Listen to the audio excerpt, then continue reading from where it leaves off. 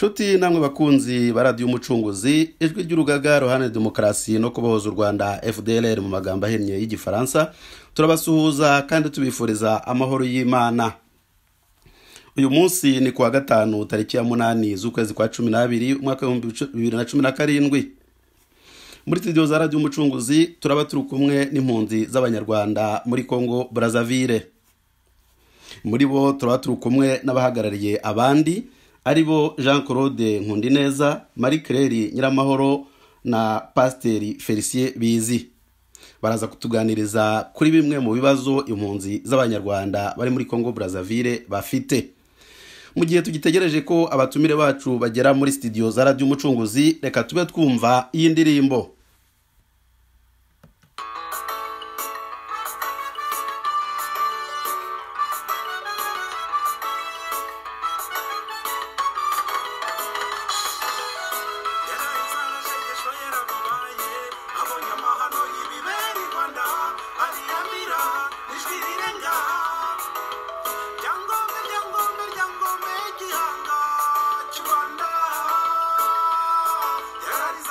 Shwayara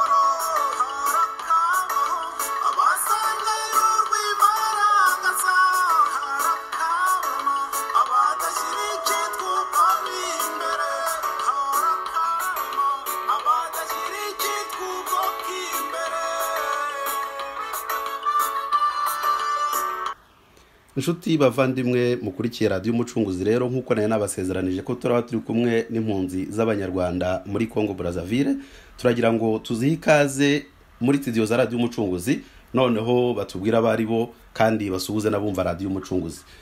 Jean Claude, niba utwumva ushobora kutwibwira kandi ugasuhuza abakurikira radiyo umucunguzi. Ndasuhuza bwana Evariste, nsuhuza n'abatumva bose aho bari. Nitwa Jean Claude Nkundineza, nkaba ndi président de l'association des étudiants rwandais au Congo. Murakoze cyane. Marie Claire, waba utwumva ngo usuhuza abatwumva kandi utwibwira? Kumva murakoze ingano turimo kutwumva abanyarwanda aho bari hose. Namwe bwana Evariste, nitwa Nyiramahoro Marie Claire, nkaba ndi umunyeshuri muri kaminuza yitwa Marengwa hano muri Congo, ndi vice president wa association y'abanyeshuri muri kaminuza hano muri Congo. Murakoze cyane. Pasteur Felicien, waba utwumva ngo usuhuza abumva radiyo umucunguzi kandi ubibwira? ndabumva neza muraho bwana Evariste. Nsuhuza abantu bose bari kutwumva, abanyarwanda aho bari hose ku isi ndabasuhuje. Nitwa rero bwana Bazi Felicien, nk'uko mwabivuze, nkaba ndi pasiteri koko, nkaba narabaye wari ushinzwe relation extérieure muri association y'abanyeshuri muri kaminuza hano muri Congo. Aba naragiye nkorana kandi n'indi mirimo myinshi irebana no gutanga za conference muri association, atanga za emission televiziyo n'ibindi nk'ibyo. Murakoze cyane ngo bazifisiya. Murakoze cyane kuba musuhuje abumva radiyo umucunguzi kandi mukabibwira. None turagira ngo tutataye umwanya duhite tujya ku bibazo nyamukuru byatuzinduye uyu munsi. Abanyarwanda aho bari hose ku isi bazi ko muri Congo Brazzaville hari impunzi z'abanyarwanda nyinshi. Ese mwe muhari izo mpunzi zingana zite? Zibarizwa hehe? Ziba mu nkambi cyangwa ziratuye nk'abandi baturage? Ese zifite iyihe stati? Zemewe na HCR cyangwa se leta ya Congo? Ese zibayeho zite? Zirafashwa? Bimeze bite? Turagira ngo Jean Claude Nkundineza duhe ibisobanuro kuri ibyo bibazo. Murakoze, nk'uko mumaze kubivuga, impunzi z'abanyarwanda zimaze imyaka 23 zarahunze u Rwanda. Tukaba tumaze imyaka 20 hano muri Congo. Umubare w'impunzi HCR itanga ubu ngubu impunzi ni 10,200, ibihumbi 10 birenga. Tukaba tuye muri Congo yose, guhera iburengerazuba ugana iburasirazuba, mu majyepfo no mu majyaruguru. Impunzi zigiye ziri mu gihugu cyose, uretse yuko akenshi usanga uretse hano muri Brazzaville ari mu majyepfo, abenshi bakunze kuba bari mu majyaruguru. Tukigera hano muri Congo Brazzaville, habayeho inkambi zo kwensitara impunzi, harimo nk'ino nkambi izwi cyane y'Ikinsele, ariko inkambi navuga ikiriho n'ubu ngubu ni iyo ngiyo y'Ikinsele. Abandi bo bagiye babaintegre localement muri Congo bigwanaho. Urebye impunzi z'abanyarwanda ziri muri Congo zabashije kwiyadapta, zibasha kumenyera ubuzima hano muri Congo. Dufite abanyeshuri, turiga nta kibazo. HCR na guverinoma ya Congo babashije kutugezaho protection ihagije, babasha kudufasilita cyane cyane muri domaine social, muri domaine zo kwiga, kuko ubu ngubu tumaze kugira abadogiteri benshi, harimo Dr Eric Ndayishimiye, Dr Dusayimana Rachel, Dr Gustin Rugwiro, dufite abenjeniyeri, dufite abalisansi benshi.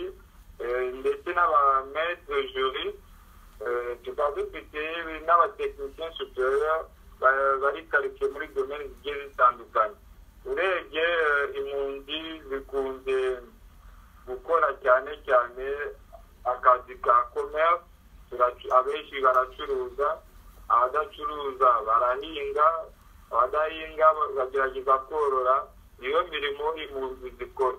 Donc urebye imyaka 20 maze muri Congo zabashije quand même kwiyadapta mu buzima busanzwe, si bien que ari abantu bakiri mu nkambi nk'iyo twavugaga y'ikinteye, usanga abenshi ari abasaza n'abakecuru batifashije. Abo ngabo nibo HCR nabwo iyo yabishatse niko twabivuga igerageza de temps en temps kubafasha. Abandi bo bavuye mu nkambi, nabo bakiri mu nkambi urebye n'abantu twakita detraumatize cyangwa barwaye ibisazi, bo bakiri muri iyo nkambi. Sino abandi bose babashije kwiyintegra, d'autant plus yuko leta ya Congo kaba imyaka 23 maze kwiga dufite les mêmes droits n'abenegihugu. Uwirwanaho nta complication particulière zimubaho kuko ngo ari impunzi y'umunyarwanda, no. Urebye quand même leta ya Congo yabashije gufatisha abantu bose kwirwanaho. Muri make niyo situation navuga y'impunzi ubu ngubu muri leta ya Congo. Numva ibindi abandi bari buze kumwongereza. Murakoze. Murakoze cyane Jean Claude. Turagira ngo Marie Claire niba hari ikintu yakongera ku byo Jean Claude amaze kuvuga, umwanya n'uwanyu. Murakoze, ndumva hafi ya byose yabivuze. Icyo nakongeraho ni uko nyine impunzi ziri ahantu hose, nk'uko yavuze mu majyaruguru niho zibanze cyane, ariko no mu mujyi hano wa Brazzaville zihari ari nyinshi, kuri akenshi na kenshi iza mu mavilaje iyo zirwanyeho nazo ziza mu mujyi kugira ngo zishobore kugera ahantu hagaragara. Ibindi byose ndikumva yabivuze. Murakoze cyane. Turagira ngo tubaze pasiteri, nk'uko twumvise ko ari impunzi z'amoko yose, yaba enjeniyere, abalisansiye n'abandi bose, urumva ko ari na pasiteri deja. Ubwo turagira ngo nawe tumuhe ijambo agira icyongera. Murakoze cyane kumpa ijambo nanjye kugira ngo ngire icyo mvuga ku byo abambanjirije bagenzi banjye bamaze kuvuga. Mu by'ukuri ndagira ngo mvuge ku kirebana cyane cyane n'intyazabwenge, abo twita abanyamashuri ba kaminuza, kuko abanyeshuri ba kaminuza nk'uko bwana Mudineza amaze kubivuga, hano tumaze kugira intyazabwenge nyinshi, harimo nk'uko yavuze abadogiteri, harimo abadoktora bari gutegura amadoktora benshi, harimo abafite hejuru y'imyaka 4 ya universite, barimo abo muri kuganira ko twese turengeje imyaka 4 ya universite. Hakaza abafite amalisanse menshi, ushe twarimo tubara ugasanga turenze hejuru y'ijana. Tukaba dufite abari gutegura amalisanse nabo ari benshi. Mu byumweru 2 bishize ndumva twari twakiriye abaje muri kaminuza barenga 40. Ariko mu kwiga kwacu ni by'ukuri nk'uko yabivuze, leta ya Congo yadufashije byinshi, kuko itahaba ubu ntabwo tuba tuganira, nta muntu warize, kuko HCR ndumva nkanjye wahingukiye ifondo mu majyaruguru ya Congo. HCR ndumva yadufashije rimwe harimo 98 guhera kuva icyo gihe kugeza amasaha. Ndumva nta kindi kintu cya HCR nigeze mfata. Nageze muri Congo ndi imfubyi, ntabwo nigeze nishyurirwa amashuri na HCR. Narinze ndangiza kaminuza imyaka 4, nize nayiga ndetse mu bihugu bitari Congo, nabwo nirihirira, nza kongera andi mashuri nabwo nirihira. Ugasanga rero ko HCR ikintu yamaze, yashatse ko abanyeshuri b'abanyarwanda hano muri Congo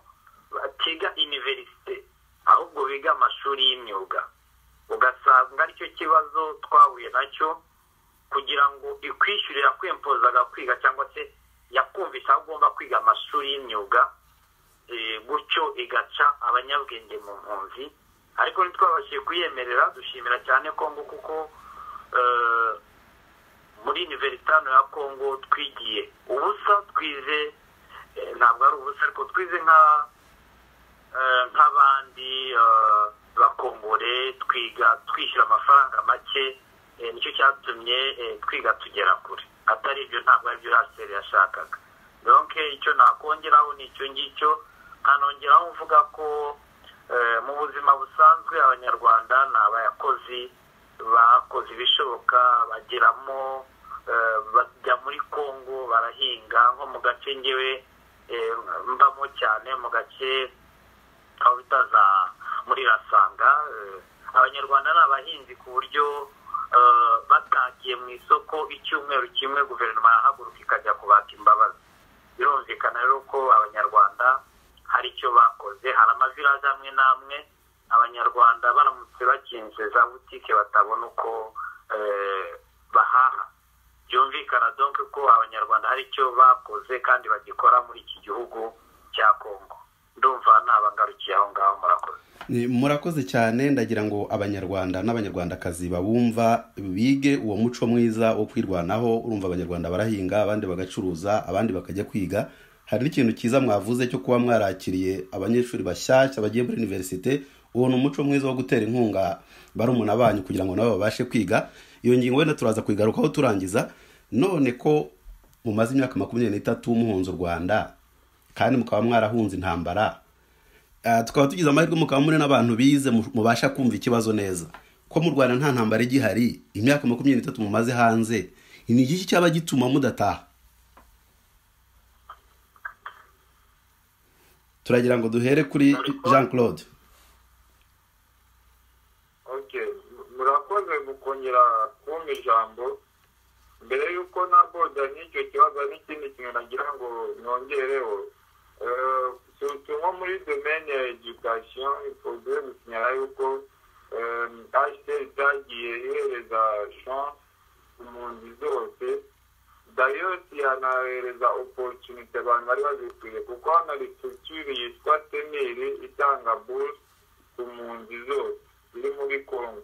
Ariko usanga ari abana bifashije bari muri famille commune yigwanaho, ariho bafashe wa mwana w'imfubyi, wa mwana ufite iwabo batifashije pour des raisons inutiles niwe bashyize ku ruhande, kandi ugasanga izo mpamvu bamushyize ku ruhande undi nabo bafashe muri izo famille zifashije we quand même bamuretse. Donc ugasanga nk'uko HCR yagiye bigaragaza ku mpunzi z'abanyarwanda, hagiye habaho ikintu uwitwa Dr. Eric akunze kwita nka genocide intellectuelle. HCR ntabwo yigeze ifavoriza impunzi ngo zibashe kwiga uko zabyifuzaga. Neza abantu babonye difficultés byabaca intege. Pasteur bazi turi kumwe Felicien mwumva bakavuga ati mbere yuko bagezeho imfashanyo bakayihagarika, ariko twahagaze twebwe twarakomeje. Abenshi ni uko nguko wasangaga umuntu afata imfashanyo yabaho kriteri runaka bakamushyira ku ruhande, ariko ari undi mwana ugifata iyo mfashanyo mu gihe we iwabo bafite quand même moyen yo kumusutira. Donc ibyo nabyo ni ibibazo byagiye bibaho. Ubwo ni urugero dutanze muri education, ariko usanga no muri la santé ibyo bibazo bigiye birimo mu byerekeranye imfashanyo ya HCR. Ubwo nirukase nkagira ku kibazo mumbajije, ibyo nibyo bakunze kutubwira ati nta ntambara ikiri mu Rwanda, mwari mukwiye gutaha. Seve ntawabyanga, ntabwo tugikunze kumva amasasu mu gihugu cyacu nk'uko twabumvaga en 94. Ariko ikintu cya mbere nagira ngo nsinyare ni uko abanyarwanda batavuye mu Rwanda ngo bahite birekurwa systématiquement habayeho ubwicanyi de part et d'autre amateka y'u Rwanda turayazi aho FPR ifashe ubutegetsi habaho une sorte de revanche bagenda bakurikirana abantu d'abord aho bari muri RDC bagenda bica abantu systématiquement abo bavuga ngo ni hypothétiquement ngo interahamwe banakurikirana bien sûr les militaires ariko bakagenda bica abasaza abana les femmes enceintes abantu muri make ubona twakwita nka société civile itari impliqué mu ntambara ibyo ntabwo FPR igeze d'abord iba reconnu coupable ngo ibe irépondre pour ces actes là icyo ni icyambere donc twebwe turi hano muri Congo Brazzaville turi abarescape y'ubwicanyi Front Patriotique Rwandais ikoresheje bien sûr igisirikare cyacyo bita PER badukoreye ariko usanga bavuga ati nta ntambara igihari wisevuye nta ntambara igihari ariko iyo utanga umutegetsi w'igihugu atinyuka kuvuga madiscours officiel bari mu madokumente tugenda tubona rimwe na rimwe ati ibihe birirukanka iyo byabaga ari ibishoboka tukabamara neza ntabwo igihe cyabidupermete ubona yuko les discours officiels z'abantu bari ku butegetsi Kigali na réconciliation twumvamo abantu baracyafite iyo soif de vengeance c'est vrai nta ntambara igihari ariko icyatumye iyo ntambara iba ntabwo kigeze gihinduka izo mpamvu ntabwo zahindutse FPR iracyafite iyo soif de vengeance akaba ariyo mpamvu twagiye dukora des campagnes de sensibilisation dushaka kumvisha l'opinion nationale et internationale yuko icyo c'est vrai bavuga yuko abantu bahunze intambara ariko icyateye iyo ntambara ntabwo cyarangiye nubwo uno munsi tuvuga ati no intambara ntayihari nous assistons mu Rwanda ku icyo twakwita la loi du plus fort bafashe ubutegetsi banditse amateka ukwabo bemeza jenoside y'abatutsi ntabwo bemera ubwicanyi bo bakoreye abahutu et d'ailleurs abenshi mu rubyiruko dufite hano ni abantu bavutse nyuma y'icyenda na kane ariko usanga ari abantu politiki y'u Rwanda ivuga ati no umuntu wese agomba gusaba imbabazi ku byaha n'ababyeyi be bakoze ni politiki nk'izo ngizo zituma abantu d'abord biyumva yuko bari discrimine ugataha mu gihugu bakubwira turi umwicanyi kandi wowe nta tuba unafite yo kwibuka abawe FPR yishe donc izo zose ni des contextes politico social yaba ari communauté internationale n'ibihugu byasinye clause de cessation byagiye byappliqué iyo clause ariko bidatenye en compte akaba icyo texte cya quand même échec igaragara ya clause de cessation kuko iyo ugerageje kuanaliza ntabwo ari muri Congo gusa ibihugu byose byasinye clause de cessation hafi ya byose niko twavuga iyo processus yabaye échec muri zombi hafi ya bose baravuga ati reka tukire gutya tubahereze residence permanente kuko babonaga yuko mu Rwanda nta kigenda nta kigeze gihinduka no mu bindi bihugu no muri Cameroon ni uko nguko gusa hano muri Congo ubona autorité politique batari bidesida ariko kandi abantu barimo baragenda babyumva kuko hano hari ikibazo cya information ntabwo abantu bumvaga amateka y'u Rwanda neza bakababwira ati mwebwe mugomba gutaha intambara yarangiye ariko dutangiye gukora campagne de sensibilisation ubona yuko quand même hariho une certaine compréhension du problème abantu batangiye kubyakira mu buryo bukwiriye gusa hari ikindi umuntu yakongeraho ni uko kuvuga ati intambara yarangiye mu Rwanda c'est vrai mais aussi longtemps hatazabaho un système politique ihuza abana b'u Rwanda bose ntabwo ikibazo kiri mu Rwanda kizarangira nimba ari umuntu ugize kuba umutu utazahunga nimba ari umututsi uriho nk'uko abahutu bagomba kujya hanze kuko nta politiki de reconciliation yigeze iba mu Rwanda iriho ni hypothétique yo kumvisha abandi yuko ari abicanyi bo aribo biciwe gusa iyo nta politiki de reconciliation irimo donc akaba aribyo tugerageza kwereka la communauté internationale. Murakoze cyane. None Marie Claire, Jean Claude amaze kutubwira ko impamvu nyamukuru zituma impunzi zidataha nubwo intambara y'amasasu ngo yaba yararangiye ariko nta politike ihumuriza impunzi gutaha. Hari amadisikuru publique y'abayobozi b'u Rwanda anagaragaza ko ibihe byababanye bitoya ntibabashe kumara abahunze. Yerekanye neza ko rwose mu Rwanda uburenganzira bw'ikiremwa muntu ari bwo ahanini butuma impunzi zidataha. Hari ikintu wakongera ku byo Jean Claude amaze kuvuga kugira ngo tubone uko tubaza na Felicien? Murakoze kumva ijambo. Bwana Nkundineza Claude yabivuzeho cyane. Icyo njye nashobora kujya gusubiraho icyatumye impunzi z'Abanyarwanda zigera hano muri Congo Brazzaville. Mugamba mubuze ngo intambara yararangiye nuko gitwara gutaha nyuma y'imyaka 23. Ngewe ikibazo nkunze kwibaza ni ese tugera hano muri Congo Brazzaville 97 intambara mu Rwanda ntabwo yararangiye?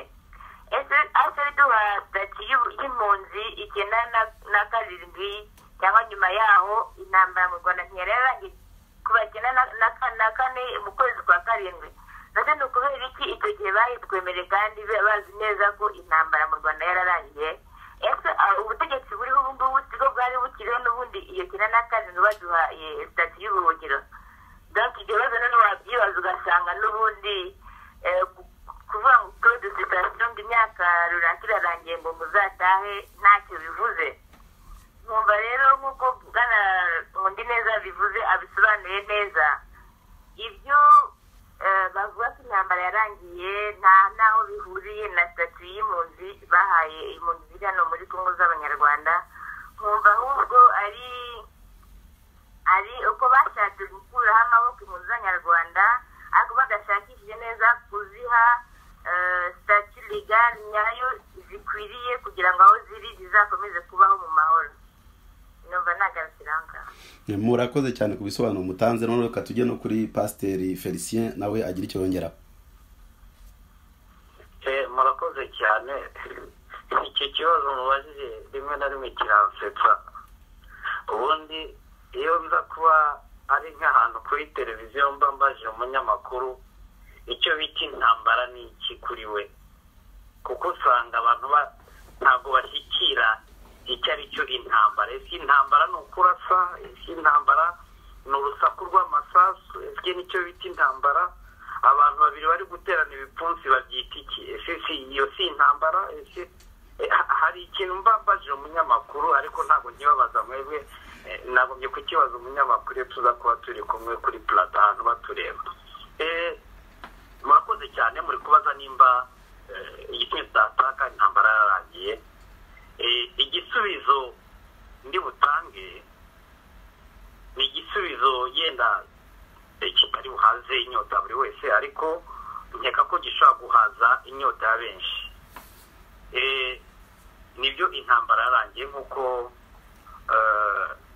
mushiki wacu amaze kwivuga Marie Claire na vice presidente. Ko intambara yarangiye kuva muri 1994 bari abantu bakurikiyeho muri Kenya bicwa ba Sendashonga abandi bicwaga n'amasasu yo mu Rwanda. Ese abantu barimo Dr. Rudasingwa wahoze ari umunyamabanga wa FPR yahunze hari amasasu yavuze mu mutwe we? Ese baraba majoro Musonera barabose birirwa bapfa muri Afrika y'Epfo bariya bahunze bapfa ari amasasu, hari intambara iri mu Rwanda?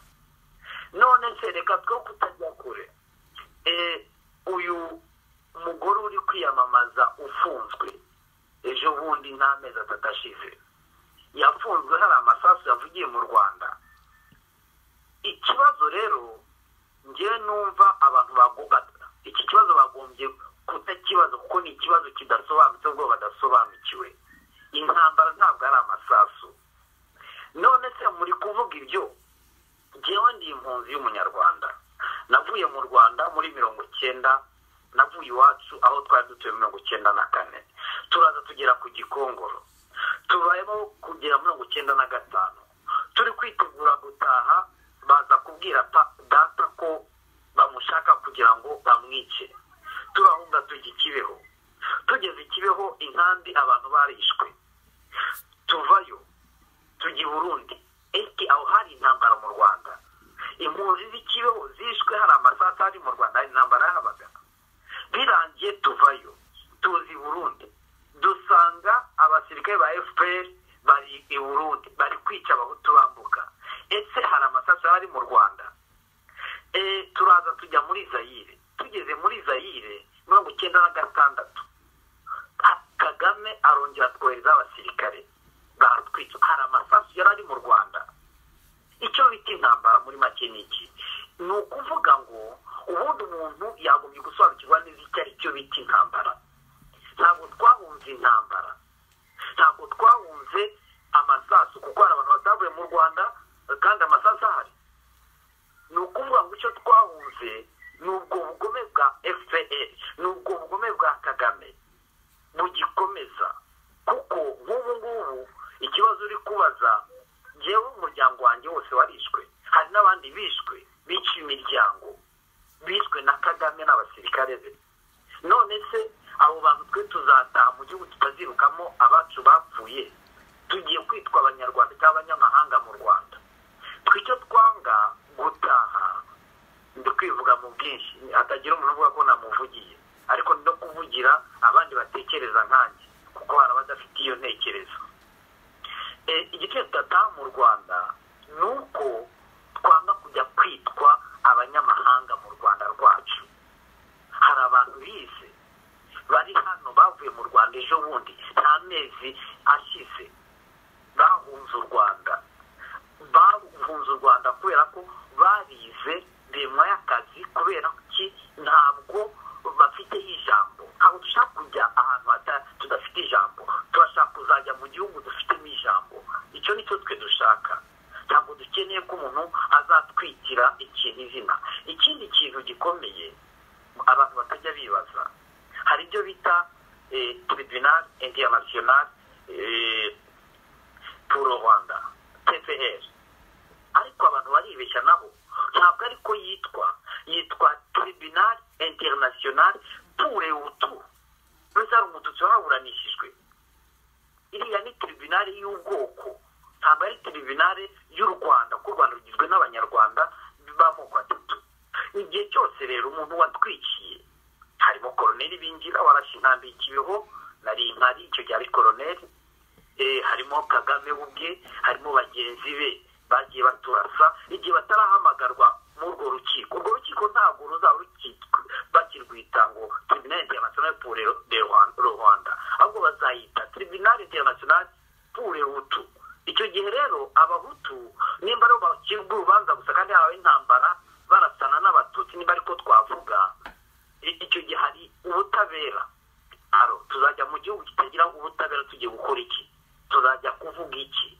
nimba abantu badukurikirana bakatwicira hanze imbere ya communauté internationale ntigire ikivuga urugero rw'Ikibeho urugero rwo muri Zaire nk'uko Madame Marie Claire yavuze tuzajya kugira ngo tuze mu icyo gihugu mugira ngo icyo dufite nuko amasasu yashize ntabwo ari cyo dufite nta nubwo ari cyo twahunze babyumve neza bisobanukirwe kuko ntabwo dukeneye abantu batubwira ko intambara arangiye kandi ikindi cyakurangirizaho bwana munyamakuru uri kutwumva kandi turi kumwe muri biganiro nta muntu n'umwe n'uyu n'umwe ukunda u Rwanda kundusha ndi umunyarwanda 100%.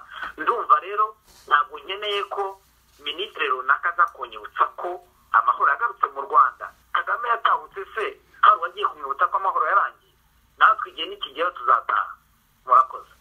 Murakoze cyane ku bisobanuro mutanze bigaragaza neza ko condition zituma impunzi zitaha mu Rwanda zitaruzura. None reka tujye ku kindi kibazo cya ko Congo Brazzaville yabakiriye ikabafata neza ikagerageza uko ishoboye kandi namwe mukirwanaho kugeza uyu munsi, ariko nyuma yaho leta y'u Rwanda ntabwo yari ifite ambasade muri Congo Brazzaville. none impunzi zakiriye zite ifungurwa rya ambasade y'u Rwanda muri Congo Brazzaville? Ndagira ngo twongere dusubire kuri Jean Claude agira icyo atubwira. Murakoze bwana Isabe. Nirukanse nkahita njya kuri icyo kibazo mutubajije. Ambasade ya Congo y'u Rwanda muri Congo ifungura, bagerageje kwerekana kino gihugu cyatwakiye impungenge twebwe dufite kuri iyo ambasade, ariko pour des raisons diplomatiques nyine ambasade ibaho kandi n'ubu iracyari.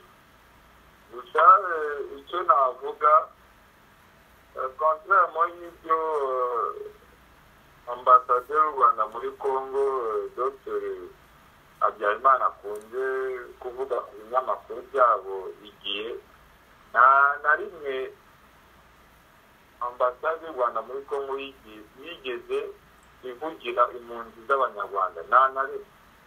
Ahubwo usanga inabatoteza ibabuza amahoro bo bari bamaze kugira mu myaka 20 bamaze muri Congo. Ndagerageza gutanga icyo nakwita na exemple palpable kitagiye kure.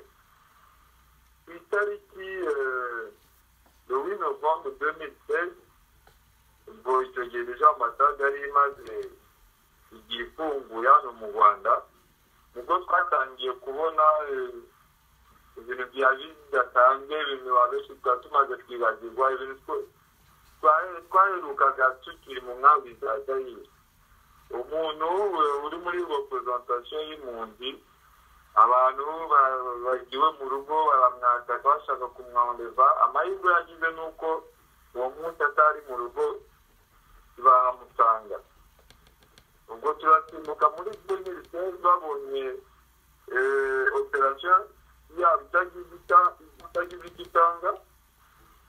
Nyuma y'amezi ane, le 27 février 2017, nibwo un homme d'affaires uba muri Congo Brazzaville bita Soproji bamwatatse. Yari icyo twakwita nka operation commando, kuko abantu bari bambaye imyenda ya gisirikare, bafite amamodoka, bafite imbunda, baramwatatse yo mu rugo, bakora icyo twakwita nka braquage, batwara amafaranga arenga miliyoni 55 z'amaseti. Iyo ni ya kabiri, naho ivuzeho byinshi. Nta n'ibyumweru bibiri bishize kuri iyo ya kabiri, itariki ya 8 mars 2017, haza kubaho indi attentat niko twabyita. Undi munyarwanda tujuru hano Brazzaville, byose byakorwaga hano Brazzaville, ambasade itangiye irageze, batwita amamodoka harimo amabisi twakita Quassia umubare 13, batwika amamodoka bita Toyota Yaris, 9 voiture, atwika imodoka ya Newite imwe, n'amamodoka manini y'amakamyoneti bita Gina abiri. Urumva izo ni operation zatangiye kuba igihe cyose tumaze muri Congo. Ambasade itari yagera, ntabwo babirukaga kera cyane batuza amahoro muri Zaire aho twabahungaga, ariko ambasade ikihagera izo nizo mbuto twatangiye gusarura. D'ailleurs wenda mushobora kuvuga ati eske enquête yigeze yapima ibyo ngibyo, reka tunasimbuka ibyo ngibyo tujye ku yindi information. Aho twagize amahirwe tuva mu gihugu quand même gifite liberté d'expression, badupermeta gutanga notre point de vue kuri kino kibazo cyacu, ariko uwo nguwo bita ngo ni ambassadeur Dr Jean-Baptiste Habyarimana y'u Rwanda muri Congo yatinyutse kwandikira directeur wa chaîne nationale ya Congo ayisaba yuko ngo babuza urubuga rwa televiziyo impunzi buri sous-prétexte ibyo bavuga bigenda bifite na processus yo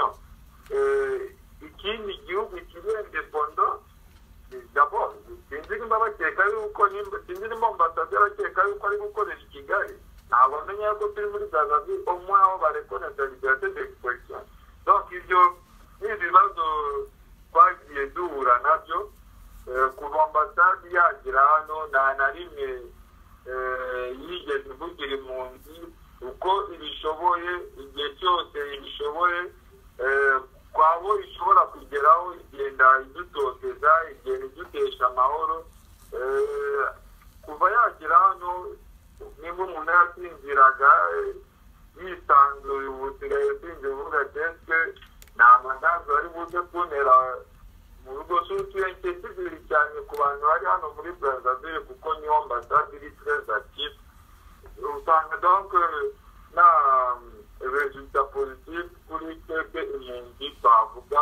twagize nta n'imwe igaragara kuri iyo ambasade kuba yafungura murakoze cyane ku bisobanuro mutanze kuri iki kibazo cy'uko ambasade aho kugira ngo ishakire amahoro impunzi ahubwo iri mu bintu biziteza umutekano muke turagira ngo tuhe Marie Claire ijambo nawe agira icyo yongeraho ku mibanire y'impunzi z'abanyarwanda na ambasade y'u Rwanda. Murakoze ku ijambo nashaka kuganira ku byo bwana Nkundineza aramaze kuvuga mu mibanire ya ambasade y'u Rwanda muri Kongo n'impunzi z'abanyarwanda ziri hano muri Kongo. Uretse icyo ngicyo amaze kuvuga njye nashaka kuvuga kuri za kampanye za sensibilisation zabaye zishishikariza impunzi ngo kuzataha se cyangwa gufata pasiporo y'u Rwanda. Niba ko hari igihe bagiye gukora sensibilisation ikintere noneho impunzi zababaza ibibazo byerekeranye n'ibyabaye muri Zaire ukuntu bagiye bishwa nuko nyine batagiriye justice ubwo umuntu uhagarariye amazina akavuga ati iyi ni opportunity mufite yo kuzafata pasiporo cyangwa se kuzataha kuko niba utabikorera muri iki gihe nyuma yaho muzatwifuza munatubure ukabona rwose barimo gutoteza impunzi bagiraho presiyo bazereka ko nyine zigeze kuri la fin du monde ko nta yindi isi possible ihari iyo presiyo igatuma impunzi ziba traumatize ugasanga badakugira ngo bazifashe bazirebe ko bazifunze koko bashaka kuzifasha bikaba nk'ahari une pression psychologique ugasanga muri makeya atari munuze muri avantage y'impunzi uko ugasanga ibyo bashaka gukora atari mu nyungu z'impunzi muri ibyo rero ugasanga impunzi ufite mu mubane y'ano ambasade ari conflictuel ntabwo impunzi zishaka kwegera ambasade kubera ko mu byo ambasade ikora usanga atari mu nyungu z'impunzi ariko ari mu nyungu nyine za politiki muri makeya rero ambasade y'u Rwanda hano muri Kongo n'impunzi nta mibanire myiza bafitanye. Murakoze kuri ibyo bisobanuro mwongeye ku byo Nkundineza yaramaze gutanga turagira ngo noneho duhe Pasiteri Felicien ijambo nawe agira icyo yongeraho. Murakoze cyane kunsubira ijambo nanone nge ntabwo mpita njya kuri ambasade ikigera muri Kongo ndashaka guhera mbere y'uko iza kuko hari imirimo imwe n'imwe yabanjirije kuza kwa ambasade y'u Rwanda hano. Nagize igihe cyinshi nahuye na Minisitiri Serafine uriya wahoze ayobora impunzi hano muri Kongo akaza gutaha mu Rwanda agiye gufata minisiteri mpura nawe ari kumwe n'uwita Colonel Wilson uri hano muri ambasade y'u Rwanda mpura nawe ari kumwe n'uwahoze ari ambasade y'u Rwanda muri Zaire turaganira noneho ikintu cyaje kunyereka ko mu Rwanda hari ibyo twakwita ihahamuka rikomeye nuko tumubajije namubajije ikibazo ni abatutsi barapfuye icyo kintu community international yabyemera ariko hari abahutu bapfiriye hari ikibeho noneho agiye kunsubiza Madamu Serafine arambwira ngo no ngo barya abahutu bapfuye kubera ko abatutsi bari barapfuye muri 1994 noneho biba nkaho bibaye kunyumvisha ikindi kintu ambwira none se 94 yatangira mu cyana cyana 90 ati burya 90 nabo bapfuye kubera ko hari abatutsi bapfuye mu 59 ndamubaza noneho nyuma 59 se byari bimeze bite noneho maze kumubaza ibyo bibazo abuze igisubizo ambasaderi wa Hozar w'u Rwanda muri Zaire aranyaha cyane mubwira ko ndi muri Congo aho liberté d'expression ikoreshwa ngerageza no kumubwira ko nzi ko mu Rwanda bafite politiki imeze nk'isogisi no kuba ari ikintu gifashe kiri sur mesure niko bavuga muri français ho donc uri ku butegetsi n'ufite ijambo uyoborwa nta jambo agira noneho iyo politiki bafite bashaka kuyizana hano banafunguye ambasade yabo no kuvuga ngo kuba ambasade yaza nk'uko abambanjirije babivuze hari ibyo bita confusion de chemise de responsabilité cyangwa se kuyoberwa inshingano zawe inshingano za ambasaderi hano muri Congo il bien vrai ko bashobora kubikora ibyo bita déviation bikagera no ku mpunzi ariko ntabwo yaje kubera impunzi ni impunzi nye impunzi zo kwahunza igihugu cyawe idafite ikata y'igihugu cyawe idafite passport y'igihugu cyawe uza kuyigenga uyiha amabwire gute nagerageje gusobanukirwa Dr Habyarimana ambasaderi w'u Rwanda hano numva ko nyine afite ikibazo nyine cy'uko wamutumye hari ibyo yamubwiye kuvuga akaba rero nubwo ari Dr adashobora kuvuga ati iki kintu nubwo bakintumye ariko ntabwo gifututse bityo akavuga uko babimubwiye nkeka rero ku giti cyanjye ko ambasade y'u Rwanda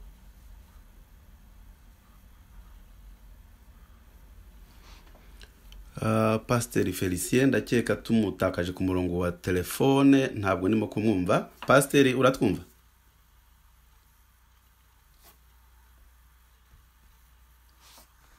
murakoze cyane nari ndimo mvuga ku birebanye na ambasaderi w'u Rwanda hano mvuga nti hari ibyo bita confusion de chemise de responsabilité. Confusion de chemise de responsabilité ishaka kuvuga iki mu Kinyarwanda nko kuvuga ngo kudasobanukirwa inshingano zawe ntuzisobanukirwe kuko nk'ibyo bwana Jean Claude yavuze yamavuga ati yandikiye za televiziyo hano muri Congo azibwira ko zitagomba guhitisha iby'impunzi yibagirwa ko atari impunzi zijya kuri televiziyo ahubwo hajyayo abanyabwenge bafite uburenganzira bafite ubuzima gatozi bahawe na guverinoma ya Congo. Ubwo rero jewe narebye nsanga ntabwo ari ambasaderi ubivuga ibyo akora byose afite inshingano bamuhaye nubwo ari Dr ntavuga ati iki kintu bantumye ntabwo gifututse ntabwo gisobanutse reka nihindure kuko agihinduye yabura iriya posta afite. Kubw'ibyo rero nibwo ubona ko aza aho yakwandikiye Ministeri des Affaires étrangères yo imuyobora hano muri Congo ugashinzwe ukandikiye directeur wa département ibyo bintu akoze isoni igihugu cyacu bakeka ko abanyarwanda ariko babaho. Ubwo rero dutebutse ngo tujye kure cyane nkeka ko ambasade y'u Rwanda yateje umudugararo hano cyane mu banyarwanda mu bakongore kuko murumva nimbaraje yahagera imodoka 20 n'izindi zigashya imodoka 20 ziba zikorwaho n'umushoferi na contrôleur abantu 40. ubu ni ukuvuga ngo ni imiryango 40 ya Congo yahuye n'ibibazo kubera ambasade. Ku kigo cy'impunzi umucuruzi twari dufite yasubiye inyuma mu bucuruzi imodoka zingana kuriya n'imodoka nyinshi. Ubwo rero usibye n'ibyo Madame Marie Claire yavuze nose mwabisobanukiwe guverinoma na ambasade yayo biracyakomeje gutoteza abanyarwanda aho bari hose ariko icyo numva mfite bikizere nuko ntabwo bizakunda uko babiteguye nkeka ko bidashoboka. Murakoze cyane kubera icyo kibazo cy'umutekano muke mu mpunzi cyangwa se mu bene gihugu ushobora kubuterwa n'ifungurwa rya ambasade y'u Rwanda. Turagira ngo noneho mutubwire uko abanyarwanda b'impunzi bari muri Congo Brazzaville babanye n'abanyekongo nyuma y'ibyo bibazo byose bishobora kuba biterwa na ambasade. Kaduhere kuri Marie Claire kugira ngo noneho twe gukomeza guhera kuri Jean Claude. Kongera kumva ijambo nk'uko twatangiye tubivuga, tumaze imyaka 20 muri Congo Brazzaville, tubanye neza cyane n'abenegihugu rwose nta kibazo. Na nyuma y'ibibazo byose byabaye, usanga abenegihugu bagerageza gusobanuza ibibazo dufite kugira ngo babisobanukirwe, binashobotse babidufashemo kubera ko tubanye neza, turaziranye, tubanye neza cyane rwose nta kibazo dufitanye. Ariko nyine uretse iza kompanyi zagiye ziba zishaka kuduharabika mu maso y'abenegihugu, ntizeshaka twagize ni uko bari batuzi, bazi neza ko nta bibazo dufitanye nabo kuva twarageze inaha mu myaka 20 tuhamaze. Ni nayo mpamvu ku byo bashatse kudushyiraho bataretse babyumva uko nguko bashatse kubisobanukirwa, basanga nta kibazo dufitanye nabo kandi nta n'ikibazo duteganyije kuzagirana nabo. Rero nkumva bo rwose nta kibazo dufitanye uretse no Claude Cessation, ubundi twatubanye neza nta kibazo. Noneho reka tugarure Pasteur Felicien nawe agira icyo avuga kuri iyo mibanire y'impunzi z'abanyarwanda n'abanyekongo nyuma y'ibyo bikorwa bibi byinshi byakozwe na ambasade. Murakoze cyane kongera kunsubiza ijambo kuri icyo kibazo. Ndumva Madame Marie Claire amaze kugisubizaho, ariko ndagira ngo mvuge ko urebye abakongore n'abanyarwanda muri ibi ntabwo bishoboka ko bapfa kubatandukanya, kuko abakongore bashatse abanyarwandakazi, abanyarwanda bashatse abakongorezikazi.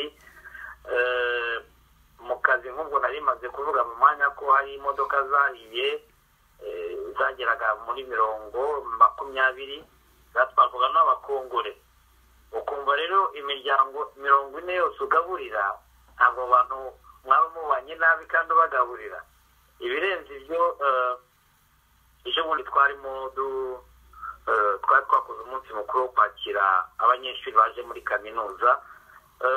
Twari dufite inshuti z'abanyeshuri twiganye kuva twiganye mu mashuri yisumbuye ya kaminuza, tukigana, tugikorana ubushakashatsi. Ugasanga rero na runaka mwiganye uri muri poste runaka yakeneye serivisi yawe, kwako bazi ko abana b'abanyarwanda ari abanyabwenge. Icyo kintu barakizi, nuko niyo tumaze kurangiza amashuri ya kaminuza cyo kumva araguhamagaye, mfite dosiye runaka ashaka ko dutrava yahuge nawe, kandi ari umukozi wa leta, ari umusirikare ukomeye, ari icyavuga ati bo nkeneye ko muza ukamfasha kwidokima mukayandika. Ari umujuriste akavuga ati muze wese ushobora kuza, azi ubwenge bwawe ati ushobora kumfasha, tugafashanya. Byumvikane ko imibanire y'impunzi n'abakongore ari imibanire myiza cyane, idashobora gusenywa no kuza kwira ambasade n'iri na rimwe, kubera ko kugira ngo uzahise n'ifu kumara imyaka 20 muri Congo, uzamara 20 tumaze 40. Ubwo rero nkeka ko imibanire yacu vraiment ni myiza kugeza ubu ngubu, kuko hari nk'amaviraje amwe namwe navuze ahomba rwose abenegihugu, usanga nibo baza kwiga guhinga inyamunyo, kuko ntabwo bari bazizi n'abanyarwanda bazizanye. Baza kwiga guhinga ibijumba mu mabimba, ntabwo bari babizi, bo baruruturaga. Baza kwiga ibintu byinshi cyane bigiye ku banyarwanda. Ugasanga n'abanyarwanda hari byinshi twabigiyeho.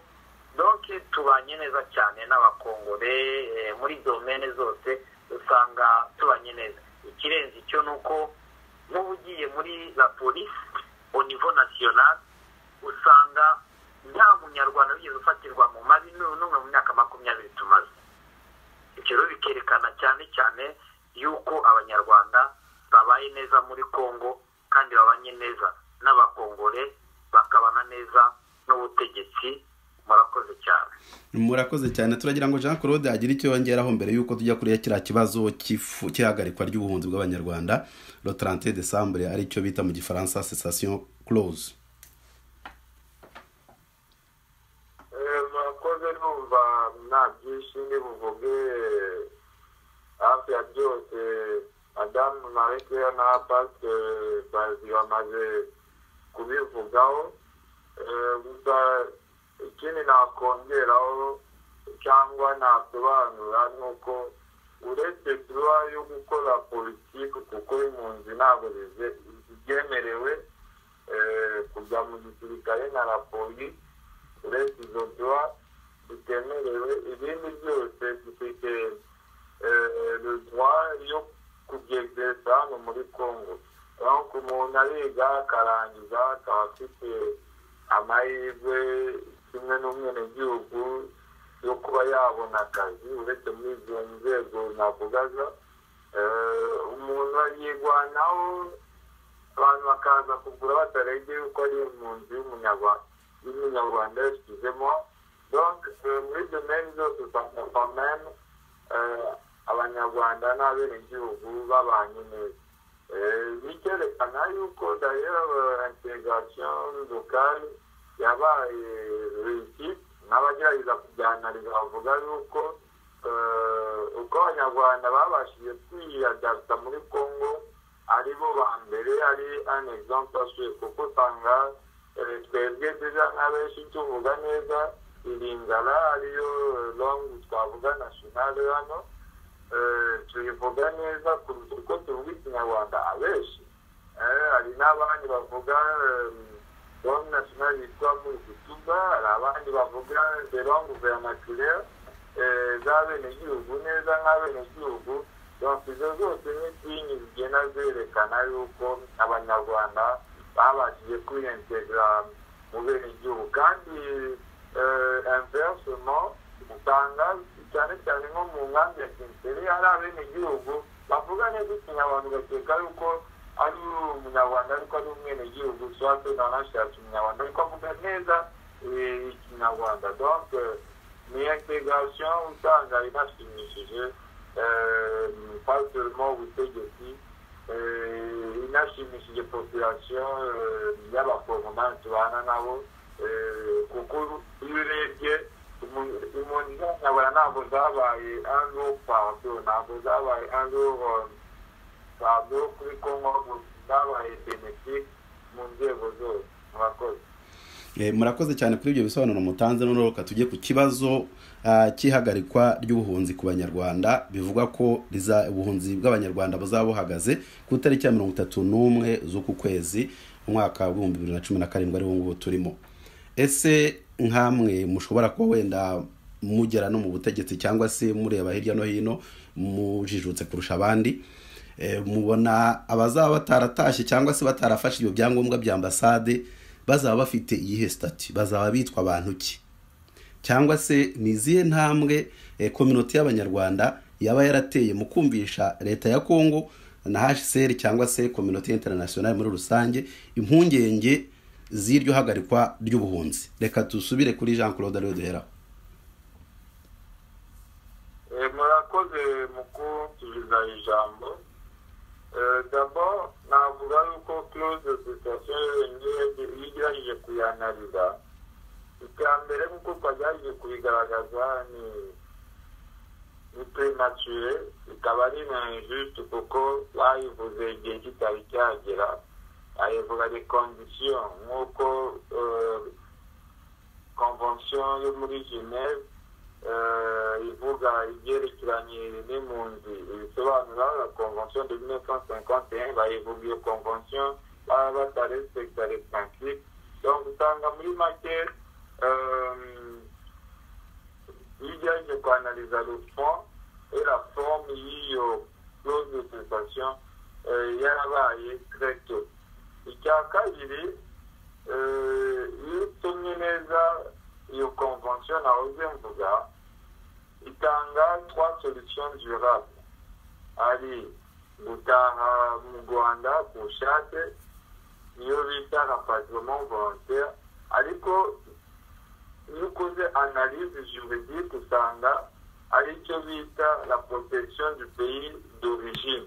Ni ukuvuga ati iyo umaze kumara nk'imyaka 20 hano muri Congo cyangwa uri mu nzara ukavuga ati nta kibazo gifitanye n'u Rwanda, ushobora gufata protection y'icyo gihugu cyawe, soit ugataha soit ugafata pasiporo y'icyo gihugu cyawe ariko ukomeje kuba aho wahunze. Donc nicyo bita avoir la protection du pays d'origine. Donc iyo urebye twebwe n'izo solution baduhaye bavuga ngo ni solution ebyiri, rapatriement volontaire, intégration locale. Intégration locale ntabwo ari nta naho bihuriye, twebwe icyo badusaba ni ugufata protection y'u Rwanda. Donc urebye ntabwo banabikora banatugisha inama, ntabwo turi asosiye, ni ibijyanye n'ibyo Kigali yo na FPR igenda ikumvikana na HCR bakaza katubwira ati umurongo n'uyu nguyu muwemeye cyangwa mubyiyorere, le reste nimwebwe muzasupporta des conséquences. Possibilité yo gufata protection y'igihugu wahungiyemo, icyo bita intégration locale nyawe, ikorwa soit kuri résidence permanente cyangwa byanaho byiza kurusha bakaguhereza nationalité. Hano ntabwo yigeze iyo possibilité bayitenaho compte. D'ailleurs n'abagerageza gusa mu bwenegihugu nta n'umwe prototype yigeze yavutsa officiellement perezida wa repubulika asinye yuko abaye umwenegihugu. Tout simplement yuko ibyo byexplica le fait yuko HCR kigeze itena en compte iyo possibilité, n'abakeya bagerageza gushakisha ubwenegihugu processus barayitangira ariko ntabwo igirangiye. Indi solution durable ni uko impunzi iyo ivuga ati sinshaka protection y'igihugu nahunze, sinshaka protection y'igihugu nahungiyemo, bamupropoza ikindi gihugu quelque part mu isi aho ushobora kwisanzara, nibyo bavuga reinstallation. Iyo nayo barayiclose. Donc usanga au fond clause de cessation bari impunzi bari bafite impunzi kugira ngo abasubize mu maboko y'aba bantu bahunze. Nicyo kibazo gihari.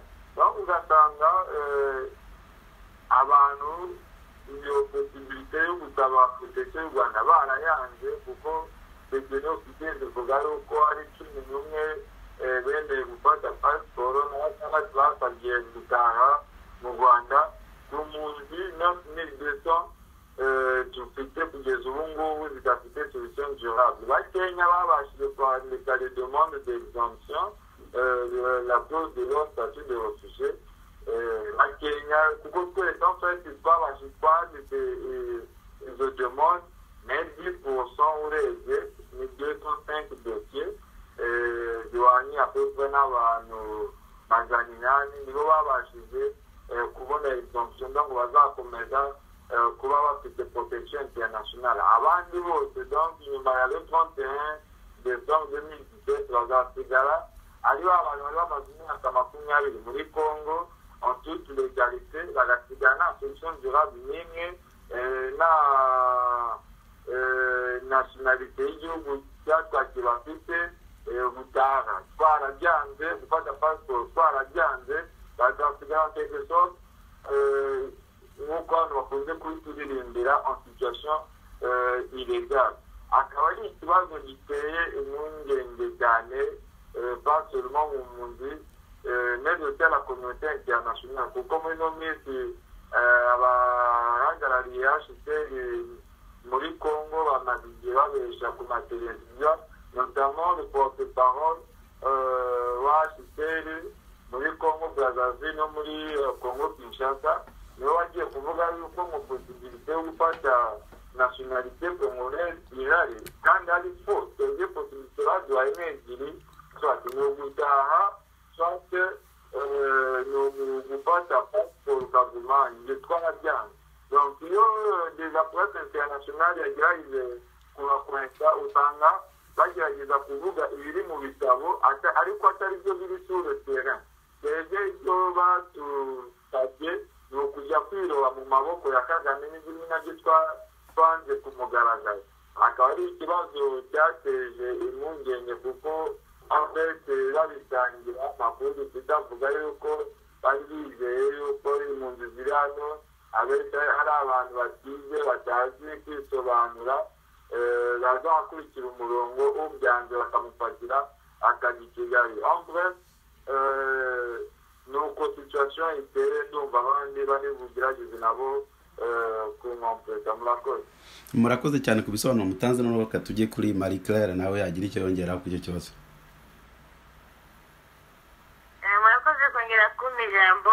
Ikibazo ni ukumenya iki impunzi z'Abanyarwanda zitafashe pasiporo cyangwa zitatashye zizaba zikiri icyo nyuma y'iyo tariki ya 31 December. Kino kibazo twakibajije umudamu ushinzwe protection muri ACE, ndamaze madamu wowe ushinzwe protection, impunzi z'Abanyarwanda muzazishyira mu maboko yandi nyuma y'iriya tariki, ko ibyo twasabye mwabitwimye mu Rwanda muzadusiga hehe? Arasubiza ati twababwiye ibyo mugomba gukora, gufata pasiporo cyangwa gutaha, mu gihe muzaba mwaranze gutora kimwe muri ibyo ngibyo muzirwariza amategeko y'igihugu kibacumbikiye, ubwo muzayakurikiza. Ayo mategeko ni ayahe? Ni uko nyine umuntu afite icyangombwa mu gihugu cyamucumbikiye bagomba kumusubiza mu gihugu cyiwe. Iyo kandi birumvikana. Naho ugasanga impungenge z'impunzi z'Abanyarwanda ari uko nyuma y'iriya tariki izaba zidafite sitati y'impunzi, zidafite icyangombwa cy'u Rwanda se cyangwa zidafite pasiporo, zizaba zifite impungenge cyangwa se procedure zo gucyurwa ku ngufu uko amategeko ya Kongo avuga ku banyamahanga bose. Twaba twavuye kumenya ko Kongo mu mategeko yayo nta mategeko agenga impunzi ahari. Amategeko bafite agenga abanyamahanga muri rusange, ariko impunzi ku giti cyazo nta mategeko azigenga ahari.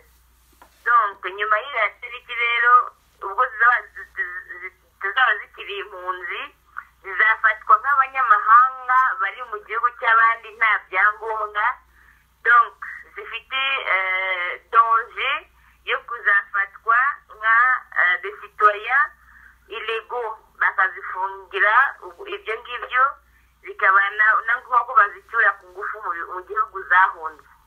Donc icyo akaba ari ikibazo gikomeye ubu ngubu impunzi z'Abanyarwanda muri Kongo zifite, kubera ko Kongo kugeza n'ubu ntabwo yari yasubiza wenda ivuga iti tubahaye ubwenegihugu cyangwa tuzabaha gutuzwa nka residence permanente.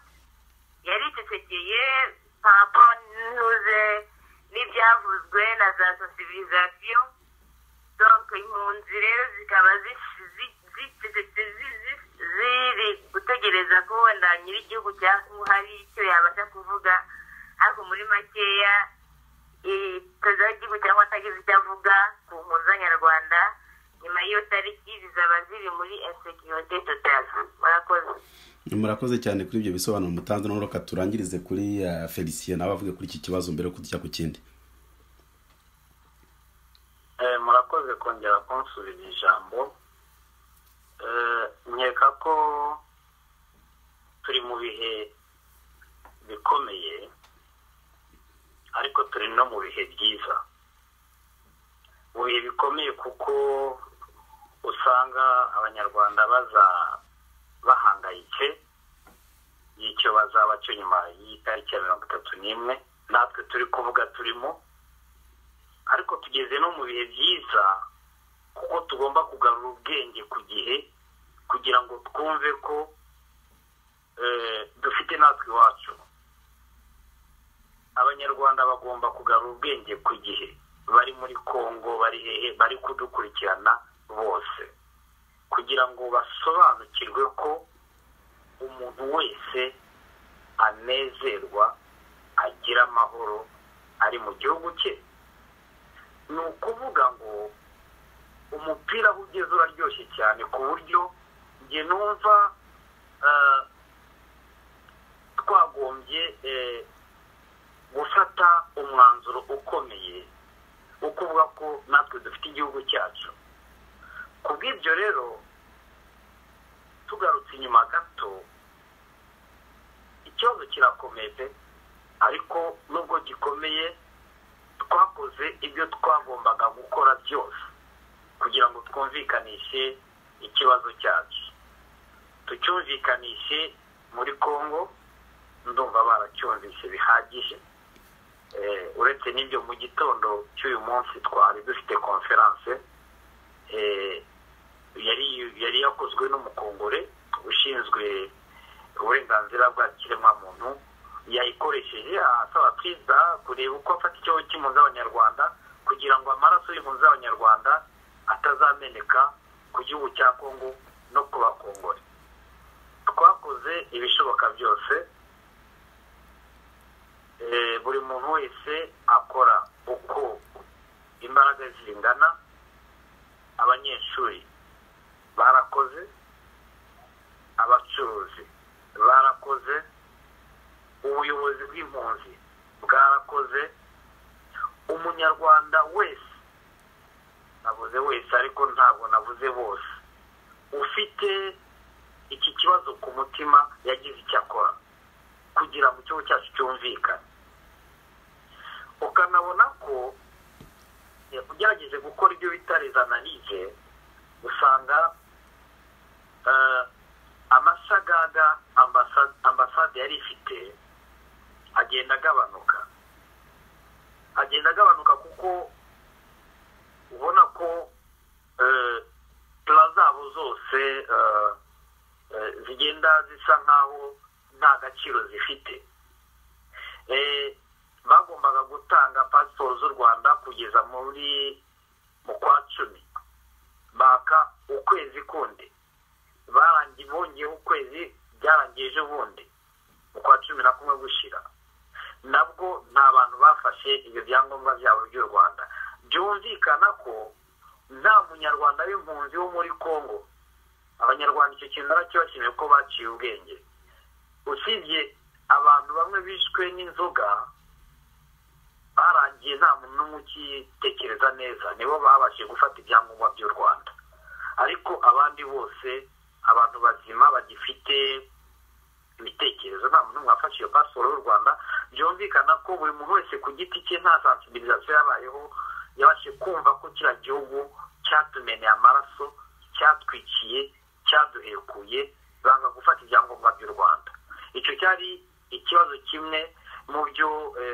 bari badukopore cyangwa se batubiye gufata bari batubiye guhitamo icya kabiri ni ugutahuka utafashe iki pasiporo y'u Rwanda ngo agume muri Kongo ayifite yataha mu Rwanda icyo nacyo bigendera hamwe byose ugasanga ni ikintu kimwe bikagenda bikajya mu kibo kamwe epi bikaguma aho ngaho aho naho nta munyarwanda barimo bavuga ubushize ubwo nari kumwe twari mu nama ikintere tripartite yateranye guverinoma y'u Rwanda guverinoma ya Kongo na se yaje mu aho twakwita aho zari inkambi hasigaye abakecuru n'abantu bashaje nako n'abantu batishoboye baza kutuba aho tugomba gutaha ariko nabwo batubwiye ko abantu bari biyandikishije n'abari bafashe passport bari batandatu nabwo nta uzi nimba ari iby'ukuri ushobora no gusanga ari ntabari kugira ngo bankuraje abantu ubwo rero ugasanga iyi projet nubwo mu minsi yashize mu kwezi kwa 9 kwa 10 impunzi ifite ubwoba cyane birenze ariko ubu ngubu zimaze kubona ko sensibilisation z'u Rwanda zarahagaze ziri kubona ko hari abantu bari kuzivuganira kuko ku isi yose bigaragara ko abanyarwanda bose bahagurira ikibazo cy'impunzi zo muri Kongo kandi reka bagihagurukire reka ko ari mu gihe kubera ko ntabwo ushobora gufata abantu 10,000 ngo ujye kubica abantu baraho abanyabwenge twarize tubite diplome ntibishoboka abo bantu icyo yatumye buri muntu wese ahaguruka akavuga namwe mugahaguruka mukavuga kugira ikibazo cyacu cyumvikane ntanyeka ko mu by'ukuri nubwo dufite ubwo bwoba ariko twizeye tudashidikanya ko 31 nta kizatwara impunzi ariko biramutse bibaye rero nk'uko Madame Marie Claire yabivuze abantu basigara nta makuru ariko ugasanga nabwo communauté internationale idashaka gufata abantu 10,000 bibashyingure bareba reka ko naba ngarukiye aho ngaho tugakomeza ibindi bibazo icyo ngicyo nkeka ko twakibuzeho cyane. Murakoze cyane ku bisobanuro watanze. Hajemo amagambo atumye ngiye kubabaza iki kibazo gikurikiyeho avuga ati abanyarwanda bigeze ahantu heza, bigeze ahantu abanyarwanda bagomba gutekereza bakareba kure. Nibyo koko turabizi ko igisubizo icyo bita solution durable ku mpunzi no gutuzwa mu bihugu zahungiyemo cyangwa se mu bindi bihugu byemeye kuzakira, ariko igisubizo nyacyo kizwi ko ari solution durable nyayo nuko impunzi zataha mu gihugu cyazo. None nuruhe ruhare impunzi z'abanyarwanda zagira mu guhindura ibintu kugira ngo condition zo gutaha zuzure? Ko bigaragara ko condition zo gutaha zituzuye, kandi bikaba binagaragara ko leta y'u Rwanda idashaka gukurikiza procedure nyazo zizwi, yo ishaka guca mu bintu by'amayere. Nuruhe ruhare abanyarwanda bagira kugira ngo condition zuzure maze babone gutaha? Ndagira ngo mbere kuri Jean Claude agira icyo atubwira. Murakoze. Nyeka yuko waba uri umututsi, waba uri umutu cyangwa umutwa, icyambere twese turi abanyarwanda. Igihe rero icyo kintu tuzaba tutari twacyumva, ntabwo icyo kibazo gishobora gukemuka ikibazo cy'impunzi. Nimba hatari umututsi wumve wenda azahunga umutu, pourquoi pas umutwa. Ikibazo dufite hari abantu bumva yuko ari bo superieur ku bandi, hari abantu bumva yuko ari bo les plus malins ou les plus intelligents. Nyeka yuko twebwe impunzi ziri hano muri Congo, c'est vrai, no kuvuga ngo turwanya Kagame, umuntu yamugwanya bitewe n'ibyo badukoreye, ariko la n'est pas notre priorité. Twebwe icyo turwanya ni ibitekerezo bya Kagame, ni ibitekerezo bya FPR, ni ibitekerezo bya système politique ihari, ntabwo ari abantu twese turwanya. Pouvoir ihari ubu ngubu i Kigali igomba kubigenza nk'uko Nelson Mandela yabigenje muri Afrique du Sud, akabaho kwiyunga, nako atari bya bintu byo kuvuga ngo reconciliation nationale, ariko mwebwe mwatwishe twebwe abatutsi n'imwebwe abajenoside mwebwe abahutu mugomba gusaba imbabazi, barangiza ati twebwe ntacyo twakoze. Pourtant abo bantu bashaka gutura n'izo twasabi zigaragara yuko habaye ubwicanyi bwa APR.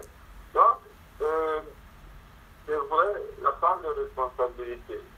Kigali igomba gukura, bagomba kuba abagabo bakemera ibyo bakoze bakabyashima, noneho hakabaho ikintu cya reconciliation, abantu bakiyunga nyabyo bakabwizanya ukuri. Mwakavuga ati nuko koko kanaka yadutenye mbireba, ariko namwe umenye yuko hari mwebwe mwari mwakoze kuba yo kudushyira mu byobo. Abantu bakumva yuko nimba barabayeho wenda ubwo bwicanyi bw'abatutsi ari uko Kagame yahanuye indege ya Habyarimana. Ibyo byose uko kuri kukabaho, abantu bakabwizanya ukuri, bakemera ibyabaye, par la suite hakabaho kubabarirana, tugatanga imbabazi ariko biturutse ku kuri. Ariko atari bya bintu byo kuvuga ngo no ni uko twebwe tugize upouvoir, tugiye gukora notre histoire, ni uko abatutsi bagize upouvoir n'ibyo barimo barakora, agiye kwandika amateka yabo. No, la vérité reste la vérité et on ne la changera jamais. Abantu bari bakwiye kwicara hamwe bakabwizanya ukuri, hakabaho kubabarirana, hakabaho la véritable réconciliation. D'ailleurs bwana Eclair Nyiramahoro na mugenzi wacu muri association bigeze bakora conférence de presse mu izina rya association yacu, bavuga yuko icyaba ari na solution durable atari kuvuga ngo abantu bagomba gutaha. D'abord ni dialogue inter-rwandais, ni dialogue mu banyarwanda, abatutsi abatutsi n'abahutu n'abatwa bakicara bose hamwe bakavuga ati no ibyabaye byarabaye ariko tubanze tubyemere d'abord et par la suite turebe ejo hazaza.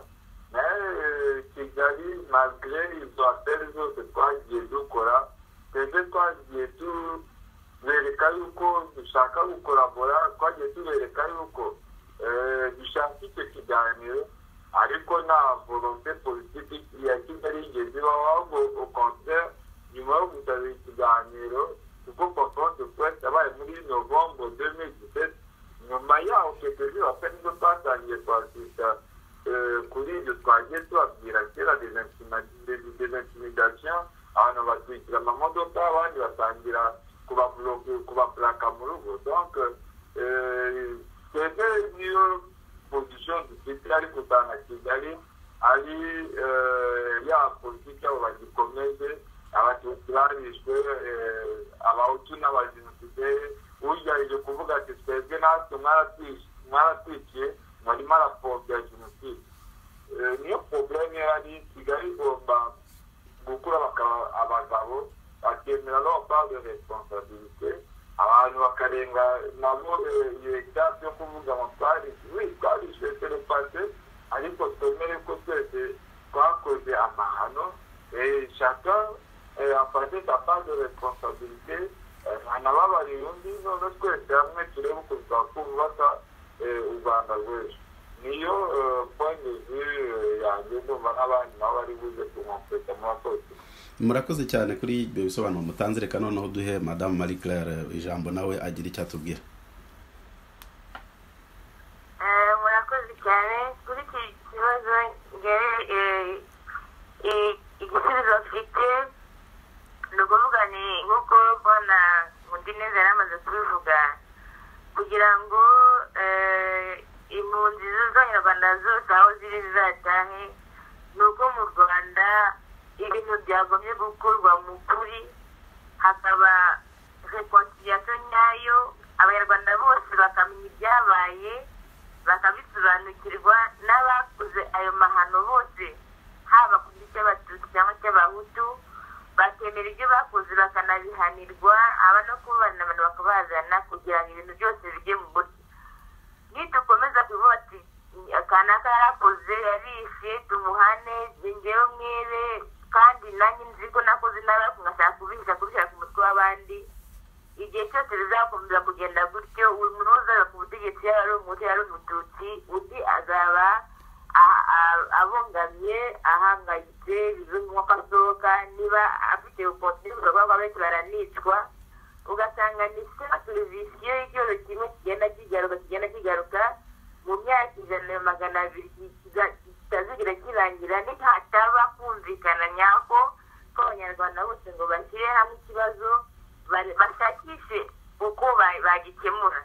Kubera ko hashize imyaka myinshi habaho impunzi z'Abanyarwanda hanze, zimwe zitaye izindi zisohoka, nka kuriya ibyabaye muri za 90, impunzi zaturutse muri Uganda ziza mu gihugu ngo zize kwiyunga n'ubutegetsi. Ibyabaye ntabwo kwari kwiyunganya, kuko bivuga kwiyunganya ko nta nama yagombye kuba yarongeye kuba nyuma y'imyaka mikeya cyane, bigaragaza ko ntabwo byari ukwiyunga, ahubwo hari izindi nshingano zari ziri inyuma y'ibyo ngibyo. none ubu ngubu nibikomeza kugenda gutyo n'ubundi tuzajya tubona abanyarwanda bamwe basohoka bari impunzi abandi bazisimbura ku butegetsi. Donc finalement nta solution ihari igaragara. Donc uko bwana Claude yamaze kubivuga ikibazo naho ngaho kiri, nituzabwizanye ukuri ngo turebe icyo naho kiri abariho turebera ngo dushakishe igisubizo, bizaba nk'aho ari ukomeka kugaragara ku gisebe utatugere ngo kijye nk'umuti neza kugira ngo kizakire, n'ubundi kizagenda kiba umufunzo noneho kigende kibure ukugura ko bazagutse kandi bitari kuba ngombwa. Donc nkumva muri makeya impunzi aho ziri kugira ngo zatahe, buri munyarwanda wese agomba kwiyumvamo umunyarwanda ufite uburenganzira mu gihugu cye, mu gihugu cyamubyaye. Mu gihe abanyarwanda bamwe bazaba bafite privilege abandi bakaba nk'ari abacakara, nta na rimwe igihugu kizagira amahoro ngo abanyarwanda bose baturi mu gihugu cyabo. Bamwe bazahora bahunga, abandi bagume ku butegetsi gutyo kugira uhera ubuziraherezo. Ikibazo ni volonte y'abanyarwanda bose kugira ngo kizakemuke. Mu gihe abari ku butegetsi cyane cyane badashaka ko buri munyarwanda yiyumvamo umunyarwanda mu gihugu cye, nta na rimwe kizigera gikemuka. Perezida Jean Paul yafashe urugero rwa Afrique du Sud, nyakwigendera Mandela akira ku butegetsi, izo myaka yamaze muri gereza, yakoranye n'umuntu wari waramuhemukiye, bigaragaza ko yarashaka ubumwe mu gihugu cye n'amahoro, kandi byaragaragaye ko nyuma nta bibazo byinshi byigeze kongera kuba hagati y'abazungu n'abirabura. Barakoranye, biragaragara ku isi hose. Ubu ngubu tujye tumufataho urugero, ndetse nuko tujye mu gihugu mu gihugu cyacu ngo abanyarwanda bose biyunge bashyire hamwe kugira ngo bateze igihugu imbere. Rero ndumva koko Mandela ari exemple palpable ku butegetsi bw'u bwafasha kugira ngo bukemure kino kibazo. Bitabaye ibyo ntabwo kizigera gikemuka. Murakoze. Murakoze cyane. Noneho turangirize kuri Pasteur Felicien kuri iki kibazo, hanyuma tubone kwanzura turangize ikiganiro cyacu. Pasteur, niba twumva ijambo ryawe.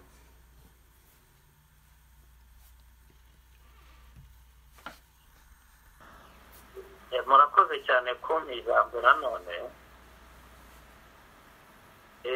Ikintu kimwe nshaka guheraho kugira ngo ndagira ngo abanyarwanda bose bakurikirana ibiganiro babashe kunshyikira neza, babashe kunyumva. Ubundi buri u Rwanda rurwaye imbasa ikomeye cyane. Imbasa ya mbere turwaye ni imbasa y'amoko. Imbasa y'amoko ni abantu bagenderaho kuva u Rwanda rwaba u Rwanda. Ku bwa mbere, ku bw'abami, abami bicaga abahutu bagendeye ku moko, abatutsi. Biraza bigeze muri 59, 60 uko bikurikirana murabizi, haza ubutegetsi bw'abahutu, abatutsi barahunga. N'ubundi ubutegetsi baye ubw'ubwoko. Muri 94 nabwo ba ubutegetsi bw'ubwoko. Dayiri mukurikirana neza ko bavuga ko jenoside ngo yakorewe abatutsi n'abahutu modere. Ugasanga nabyo byubakiye ku bwoko. Iyo ni imbasa ya mbere imunga ihemukira igihugu cy'u Rwanda. Imbasa ya kabiri. Imbasa ya kabiri ikomeye nayibonye mu Rwanda, bayita Kiga Nduga. Ndi kubwira abahutu bose, ndi kubwira abatutsi bose, ndi kubwira abatwa bose. Ni ukuvuga ngo iyo mbasa ya kabiri ugiye mu Rwanda uyisangayo. Nabega, abandi naba, waza mu mahanga aho turi ni umukiga, ni umunyenduga. Izo ni imbasa tugomba gushakira umuti. Tutazishakira umuti, ibyo ndi kuvuga ndumva nzabisubiramo igihe cyose umuntu azabimbaza. Tutabishakiye umuti ibyo bintu, sirutu ibyo bita ngo kiganduka, igihe cyose bitaboneye umuti, nubwo ubutegetsi wabuha abahutu bazicana, nk'uko ubutegetsi bufite abatutsi buri kwicana bw'ubwabwo. Ni ukuvuga ngo ikibazo dufite ubu rero mu Rwanda nuko twari twabisabye muri conference de presse nari nakoreye muri 2013 mu kwa gatandatu ku itariki 27 z'ukwa gatandatu 2013.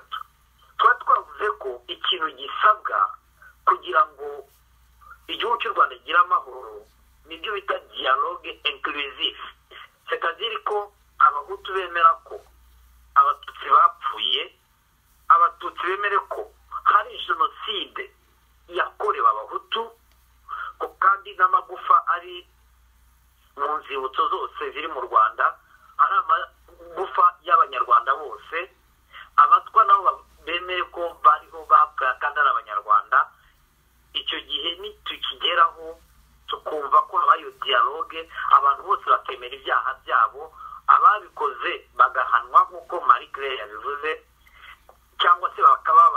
bose bakababarirana, icyo kintu tutakigeraho nta mahoro azaboneka mu Rwanda. Ikindi noneho igisubizo mwe mwashakaga ni gute dukeka twasubira mu Rwanda. Gusubira mu Rwanda, ikintu cya mbere nuko hagomba kubaho dialogue. Iyo nzira mbere igakorwa, Kagame akayanga cyangwa akayemera, hagomba kubaho dialogue. Byumvikane ko hari ibyo bita diplomasi. Inzira diplomasi igakorwa hakabamo dialogue. Inzira ya kabiri, hagomba kubaho demokarasi nyayo, ariko kizabaho gute? Ko ari cyo cyo duhora twibaza.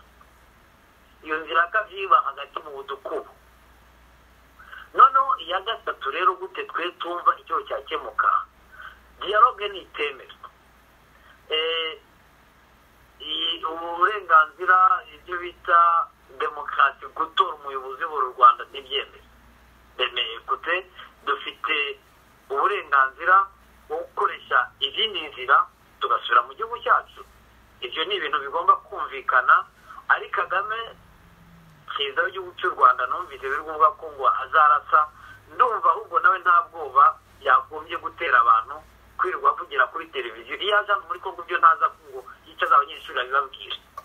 Araza yava hano akajya mu Rwanda akajya kuvuga.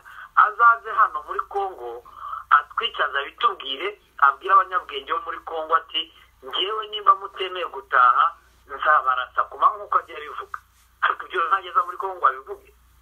Yeka rero ku giti cyanjye ko izo nzira zo zidakunze, hari izindi nzira zakoreshwa ku buryo abanyarwanda basubira mu gihugu cyabo bagasubirayo bagatunganya none izo nzira zindi zitabashije gutunganwa n'abandi. Donc muri make ibyo dukeka, nkeka ngiye ku giti cyanjye nuko hagombye kureka kwirwa haterwa iterabwoba. Umuntu akicara mu Rwanda gutukana, ngibyo gusebanya, ngibyo gutukana kuri televiziyo. Ibyo ntabwo ari wo muti. Ntabwo kuvuga ko umuntu ngo azajya kurasa ari wo muti, ngo azarasa abantu ku manywa. Hoya, ntabwo ari wo muti, kuko ntabwo gasete ifite umuntu umwe. Ibyo nkabakeka ku giti cyanjye ko hagombye kubaho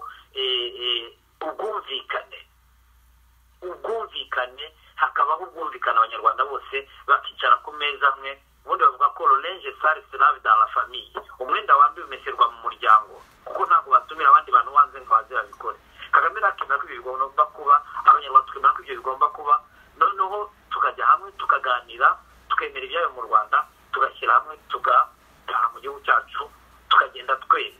Ntabwo dushaka abasore nkatwe twize, dufite diplome, twatanze igihe cyacu kwiga, ngo tujye kububa mu Rwanda. Hoya, ibyo ntabwo tubishaka. Dushaka gutaha mu gihugu, tujya mu gihugu twitwa abanyarwanda, tugashaka kujya mu gihugu aho umunyarwanda ari umututsi yitwa umunyarwanda, umuhutu yitwa umunyarwanda, umutwa yitwa umunyarwanda, kandi buri wese afite uburenganzira bwo kuvuga ikimubangamiye.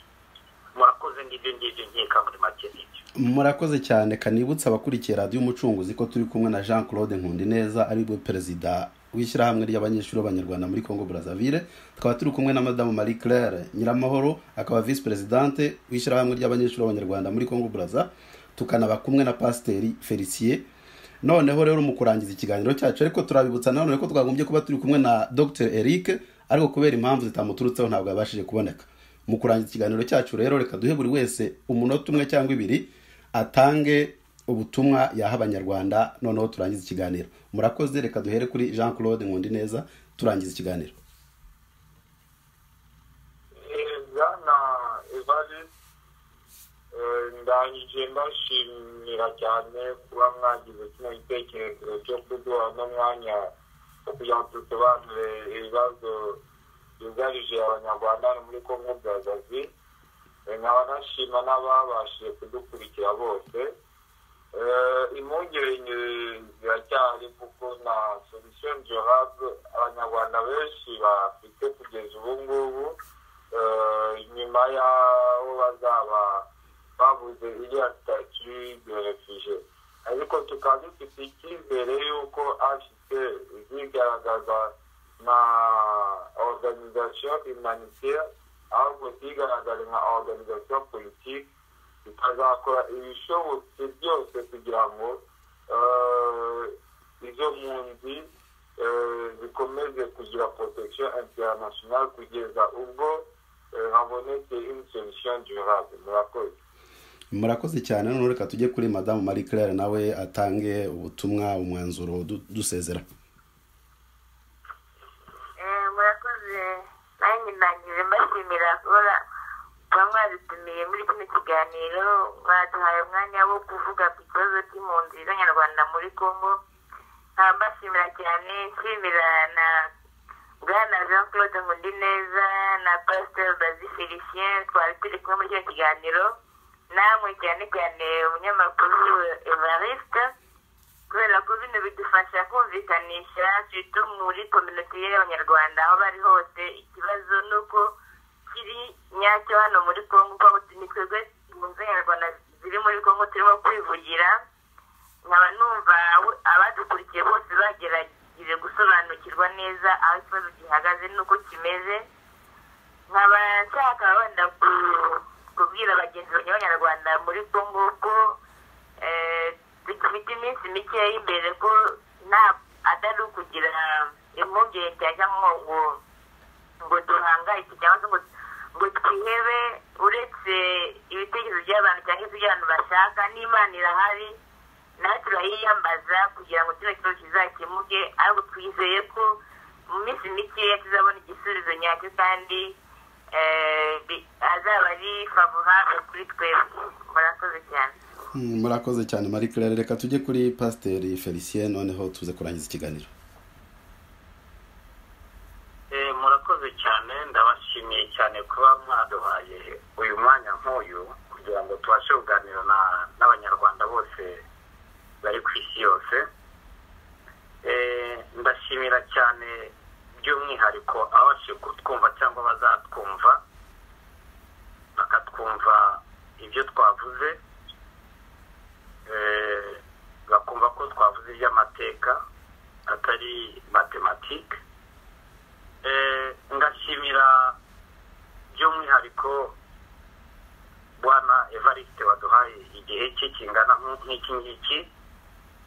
Noneho icyo nasaba abatwumva ni ugusaba kubwira abantu b'Abanyarwanda ngo bose aho bari, cyane cyane ariko nkabwira abakina politiki, mbabwira ko bibabaje cyane kuba kugeza ubu kuri aya masaha nta n'umwe turabona muri Congo kandi akina politiki guharanira kuyobora igihugu cy'u Rwanda.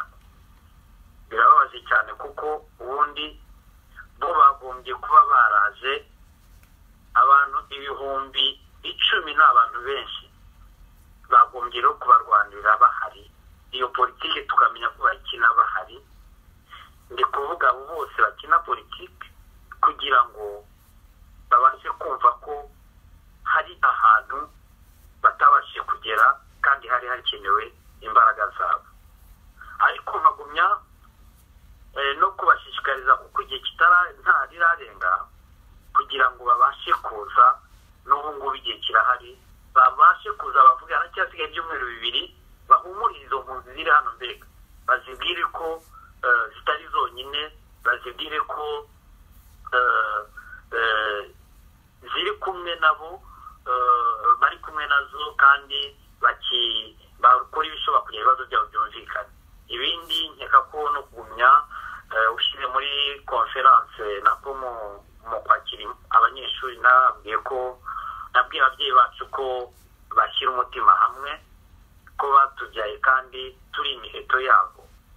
Nababwiye ko turi imiheto yabo, nta cyatuma rero bacika intege ngo bahahamuke ngo bagire bate.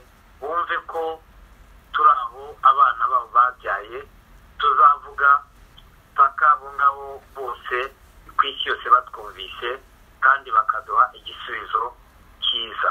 Murakoze cyane, kandi nizeye ko nyuma ya byose Imana ariyo nkuru izaturwanira urugamba tutabashije kurwana, aho twagejeje n'izahera ikadutsindishiriza nk'uko yadutsindiye mu mashyamba ya RDC.